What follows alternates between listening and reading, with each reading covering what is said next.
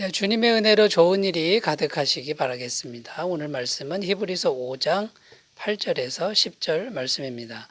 그가 아들이시면서도 받으신 고난으로 순종함을 배워서 온전하게 되셨은즉 자기에게 순종하는 모든 자에게 영원한 구원의 근원이 되시고 하나님께 멜기세덱의 반차를 따른 대제사장이라 칭하심을 받으셨느니라.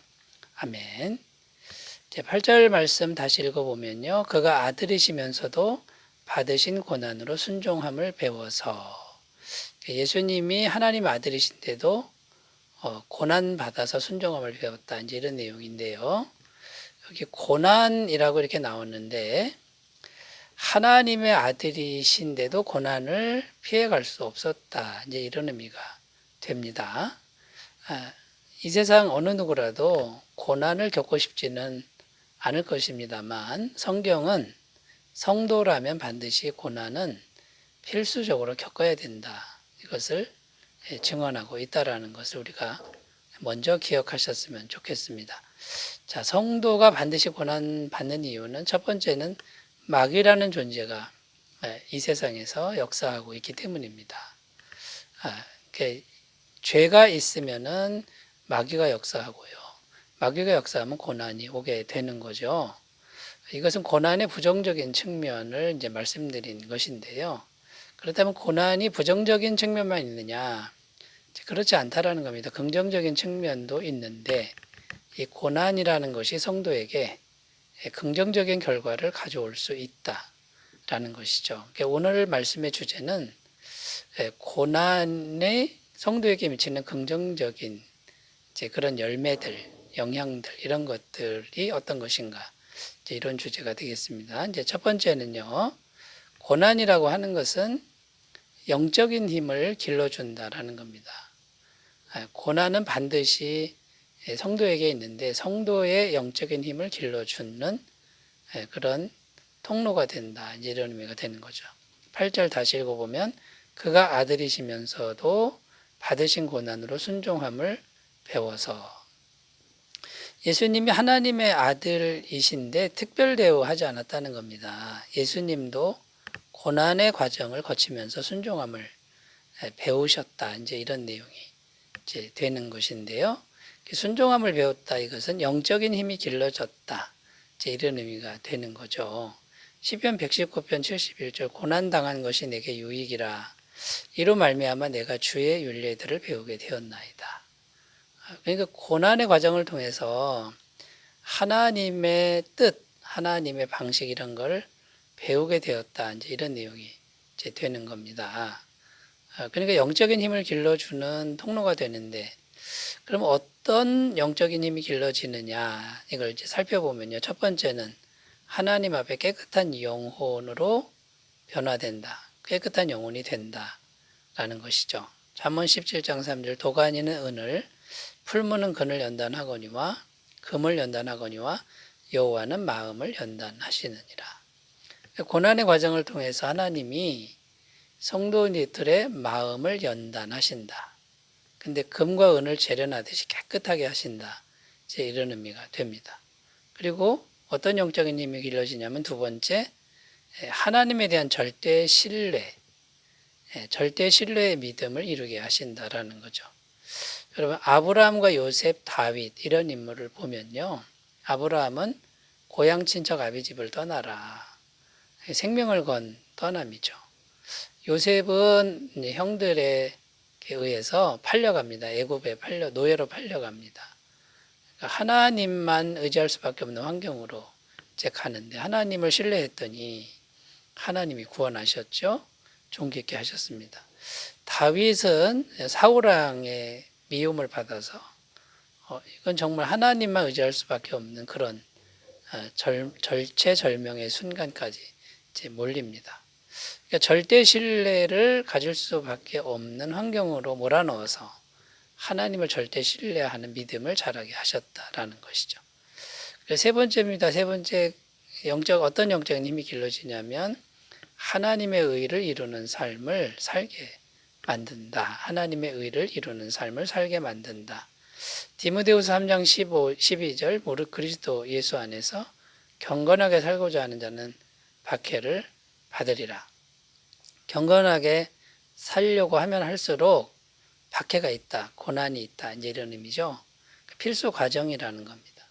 디모데후서 1장 8절 그러므로 너는 내가 우리 주를 증언함과 또는 주를 위하여 갇힌 자 된 나를 부끄러워하지 말고 오직 하나님의 능력을 따라 복음과 함께 고난을 받으라. 이게 복음대로 복음의 말씀대로 살려고 하면요, 함께 고난이 반드시 온다라는 것인데요. 하나님의 의를 이루는 삶을 살려면 고난은 필수 과정이 된다라는 거죠. 그래서 영적인 힘을 기르는 그런 효과가 있다라는 겁니다. 첫 번째 주제 살펴봤는데 이 고난의 긍정적인 측면, 영적인 힘을 길러준다 살펴보았고요. 두 번째는요, 고난의 긍정적인 측면은 고난을 통해서만 구원이 완성될 수 있다. 구원의 완성은 고난을 통과해야만 된다라는 것입니다. 9절입니다. 온전하게 되셨은즉 자기에게 순종하는 모든 자에게 영원한 구원의 근원이 되시고, 여기 온전하게 되셨은즉 이렇게 표현하는데 예수님이 뭔가 부족한 상태에서 온전하게 되었다 이런 의미가 아닙니다. 이 온전하게 되셨다라는 건 구원을 온전하게 이루셨다, 이제 이런 의미가 됩니다. 그러니까 구원을 완성하려면 고난을 반드시 통과해야 된다. 그래야 구원이 완성된다, 이제 이런 내용인데, 예수님이 십자가에서 피 흘려 죽으시는 고난을 의미하는 겁니다. 그러니까 십자가에 피 흘려 죽으시는 고난이 반드시 있었기 때문에 죄 사함의 은혜가 이제 오는 거죠. 그래서 구원이 완성되었다라는 것이죠. 이 고난 없이 죄의 문제는 해결이 안 됩니다. 왜냐하면 로마서 6장 23절에 죄의 삭은 사망이요 이렇게 되어 있습니다. 뭔가 죄 값을 지불해야 됩니다. 그 죄값이 사망인데 누군가가 죽어야만 된다라는 거죠. 그러니까 죽어야만 되는 것은 고난이죠. 고난을 피해갈 수가 없다라는 것이고요. 그런데 예수님이 그 고난의 값을 치르셨다라는 겁니다. 히브리서 9장 12절 염소와 송아지의 피로 하지 아니하고 오직 자기의 피로 영원한 속죄를 이루사 단번에 성소에 들어가셨느니라. 그래서 여러분, 반드시 이 구원의 완성은 죄와의 싸움, 마귀와의 싸움, 죄값을 지불하는 이 고난의 과정이 있어야 완성이 되는데, 그럼 구원받은 성도도 반드시 이 죄와의 싸움을 싸울 줄 알아야 한다. 성경이 말씀하고 있는 것입니다. 마태복음 16장 24절 이에 예수께서 제자들에게 이르시되 누구든지 나를 따라오려거든 자기를 부인하고 자기 십자가를 지고 나를 따를 것이니라. 그러니까 주님을 따라가려면 반드시 자기를 부인하고 자기 십자가를 지는 이런 고난, 이것은 결국 자기 욕망, 자기 죄와의 싸움인 거죠. 이 과정이 없이는 구원이 이루어질 수 없다, 이제 이런 의미가 됩니다. 에베소서 6장 12절 13절 우리의 씨름은 혈과 육을 상대하는 것이 아니요 통치자들과 권세들과 이 어둠의 세상 주관자들과 하늘에 있는 악의 영들을 상대함이라. 그러므로 하나님의 전신갑주를 취하라. 이는 악한 날에 너희가 능히 대적하고 모든 일을 행한 후에 서기 위함이라. 이 마귀와의 영적 싸움, 마귀는 자꾸 죄를 짓게 하는데 우리 성도들은 복음의 말씀으로 무장하고 이 마귀와의 싸움을 싸울 수밖에 없으니 이건 필연적으로 고난의 과정을 겪어야 된다라는 것이고요. 이 싸움에서 승리할 줄 알아야 구원이 완성된다라는 것입니다. 자, 그래서 여러분 이 고난의 긍정적인 측면은 죄와의 싸움을 통해서 구원을 완성한다. 두 번째 주제가 되겠습니다. 자, 세 번째 주제로 가면요. 이 고난의 긍정적인 측면 세 번째는 인격이 길러지게 하는데, 인격이 하나님의 인격으로 길러지게 하는데 이 인격이 길러지면 영적인 축복을 잘 누릴 수 있게 된다라는 것입니다. 10절 말씀입니다. 하나님께 멜기세덱의 반차를 따른 대제사장이라 칭하심을 받으셨느니라. 자, 10절에 여기 보면 멜기세덱의 반차를 따른 대제사장이라 칭함을 받았다. 이렇게 되어 있는데 여러분 멜기세덱이라고 나오는데 멜기세덱이 어떤 인물이냐면 창세기에 한 번 나옵니다. 성경에 나오는 신비한 인물인데요. 처음도 없고 끝도 없는 존재고 평강의 왕이요. 그 다음에 하나님의 대제사장이다. 이렇게 되어 있습니다. 결국 영원한 왕이고 영원한 제사장이 되는 신적인 존재인 것이죠. 어떤 분들은 이 멜기세덱이 곧 예수님이다. 이렇게 이제 표현하는 분도 있는데 틀린 말은 아니라는 생각이 듭니다. 그런데 그 예수님이 이런 칭호를 받으셨다라는 거죠. 그런데 그냥 받은 게 아니고 충분히 고난을 받고 온전한 순종함을 실행하면서 당당하게 이 칭호를 얻으셨다라는 것입니다. 그래서 고난을 충분히 받고 온전히 순종함을 보여주시는 가운데 이 예수님의 인격이 이제는 검증이 됐다라는 겁니다.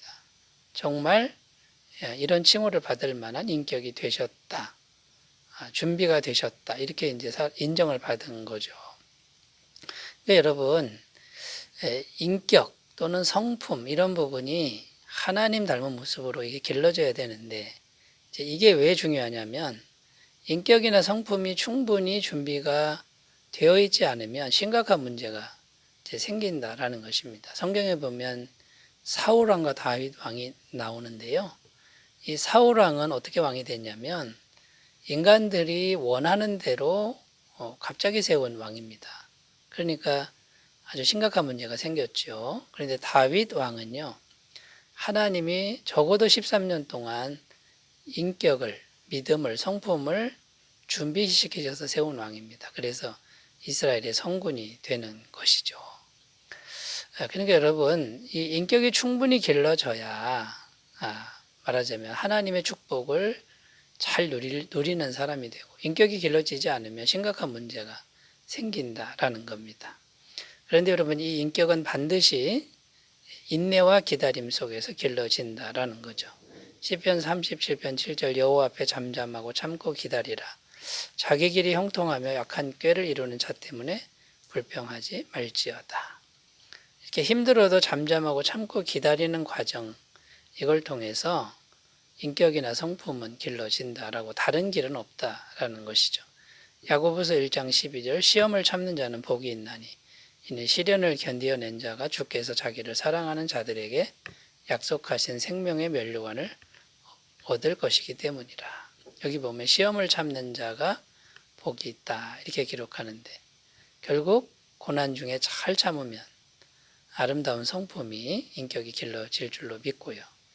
인격은 성품의 열매인데요. 성경은 성령의 열매라고 이렇게 되어 있습니다. 사랑과 희락과 화평과 오래 참음과 자비와 양성과 충성과 온유와 절제. 자, 이런 성품이 잘 길러지시는 은혜가 있으시기 바라겠습니다. 자, 오늘은 고난의 긍정적인 측면인데요. 고난을 긍정적으로 승화하시는 삶이 되시기 바라겠습니다. 기도합니다.